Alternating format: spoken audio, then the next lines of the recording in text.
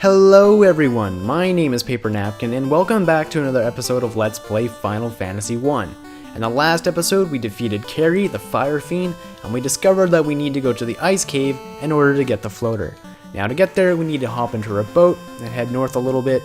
It's not that far away. If you hug the coast here, you'll eventually make your way to a little inlet like this, and you don't actually have to dock up there in that port. I don't know if this is an exploit or if the game makers actually intended this to happen. But if you try sailing into a lake, or not a lake, rather, a river, you'll pop out into your canoe. And this is actually how a lot of people kind of exploit their way into the Castle of Ordeals a lot sooner than they actually are supposed to go there. But we'll worry about that later. The Castle of Ordeals is a place that's going to be coming up in the non-too-distant future. But for now, we just want to head north and make our way to the Ice Cave. It's not that difficult of a path to follow. Just keep going north and to the left. At this little fork here, you want to go left and down, and we should be there. Yep, we can see it. And I know I say this about every single dungeon in this game up to this point, but the Ice Cave really is, without a doubt, the hardest dungeon in the game. Just because there are so many annoying monsters in here that love to use instant death spells, or, you know, our favorite cockatrices, which love to stone us. So you want to be on the lookout for mages, which like to use rub as their first move most of the time. You can just run away from those most of the time, which I usually do because I just don't want to risk it. There's also sorcerers whose physical attack can actually cause instant death, though it's a little bit lower percentage. I usually don't come across too many of them in there, but be advised they are in there. There's also cockatrices, like I said, and also the mini-boss in here has a pretty potent instant kill spell. Hopefully we will never have to see it, but we'll wait until we actually get there. Now, when I was younger, me and my friends used to hang out in my basement and we would play through this game, and I remember every part of that game quite vividly, except for the Ice Cave. Which kind of goes to show you how annoying this place can be that I just completely blocked it out of my memory. And hopefully things go a lot smoother than they have in the past.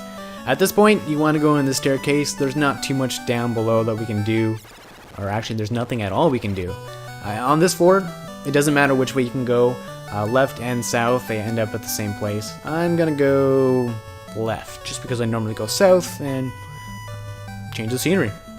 So far, it's pretty empty, so I guess it wasn't really worth it. But there should be a staircase here.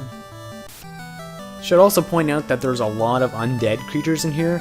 Also a new one called the Wraith. And they're starting to appear, you know, bunches of 9. And they can stun lock you for a long ass time, and they can actually kill you, which is probably the most annoying death that can happen in here. So keep that in mind. You want to take them out as quickly as possible, or run away. And I just kind of realized that this floor looks like some sort of monstrosity. Moving along now. And here we have a nice gigantic room, and hopefully there's some treasure in there for us. Maybe even the floater. If it is, that would just be swell. And there is the Wraith, a new enemy that I was just talking about, and it's already stunning the crap out of me, which is not a good sign. Not a good sign at all. Unfortunately, I can't get off a fire spell with Alexa just because of the stun. Hopefully, Harm 2 will be enough to kill him off, but I highly doubt it. This might turn into a 2-round affair. Well, maybe not. Okay, yeah, well. At the very least, 2 rounds. And 2, okay. That's not too bad, I guess.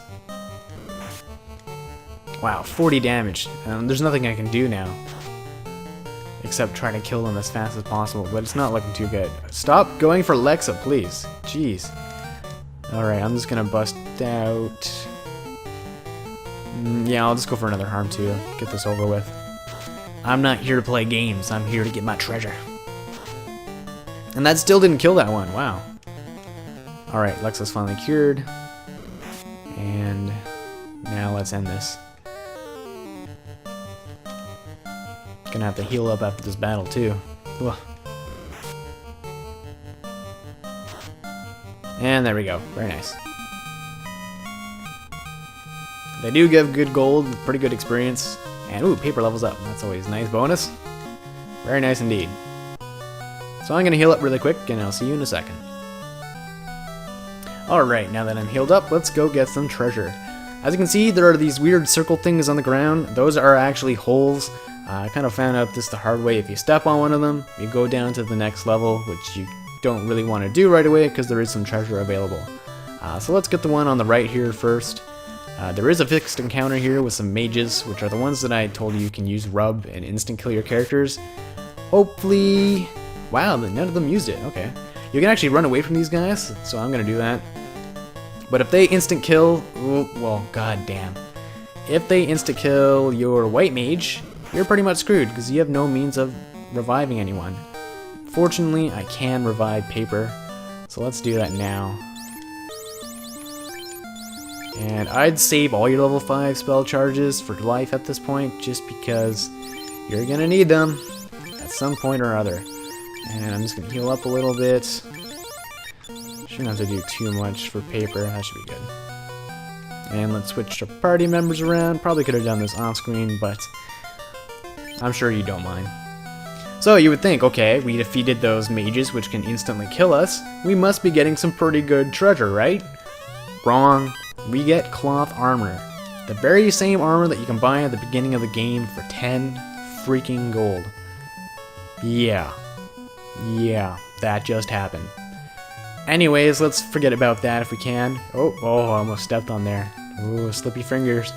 If I come over here to this chest, it is the Flame Sword, which is slightly weaker than the Ice Sword, I believe. But we can still give it to Lexa. It is an upgrade for him. So we'll do that. And now, pick a hole and jump down. They all lead to the same area, so it doesn't really matter which one you take. At this point, you have a fixed encounter with a bunch of undead. Wow, only 2. I got really lucky there. Usually it's a lot of undead creatures, and like I said, they can stun up you. But should be able to take these out pretty quickly. Especially now that I have both the Fire Sword and the Ice Sword. And wow, the Fire Sword looks pretty cool, though it didn't do a whole lot of damage. And just like all the other swords, even though they're called the Fire Sword and Ice Sword, they don't have elemental properties, so I mean, since we're in the Ice Cave, feel free to use the Ice Sword, still gonna do the same amount of damage. And now, as you can see, there is lava down here, which doesn't make any sense to me, because you'd think we're in an ice cave, shouldn't there just be a lot of ice everywhere? But nope, there's actually lava in here, and yes, it does do damage to us. I thought about this, maybe it's liquid nitrogen, but I really have no idea. If I come over here, we have a fixed encounter with a frost dragon. You can come across 1 or 2 of them. They are weak to fire. I'm just gonna go ahead and use my physical attacks. Definitely want to set up an anti-ice, just because they can use a spell called Blizzard, which does a lot of damage to a lot of your characters. Or maybe I'll even, well, never mind then, I saved a spell charge.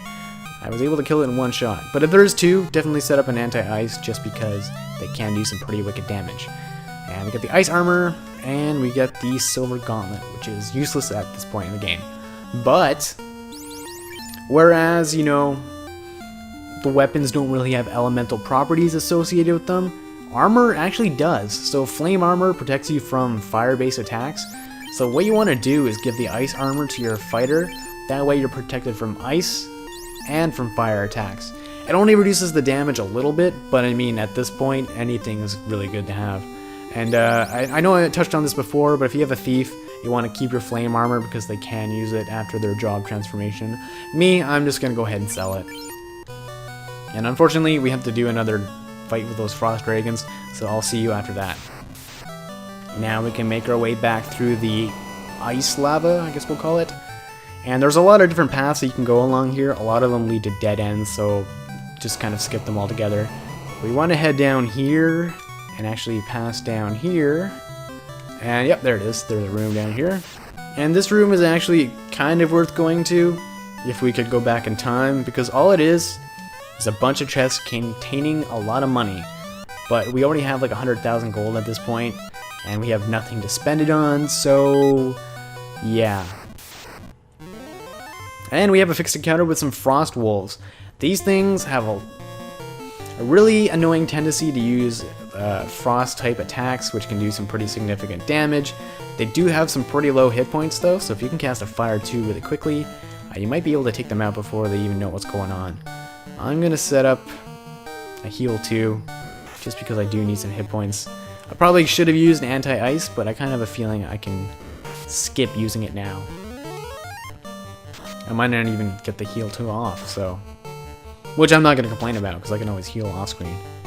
And... oh... well, I do get it off. Okay, that's good. And like before, where I mentioned, heal 2 actually functions as a heal 3 when you use it in battle, so it heals quite a bit. So let's just take this guy out, and everyone should be happy.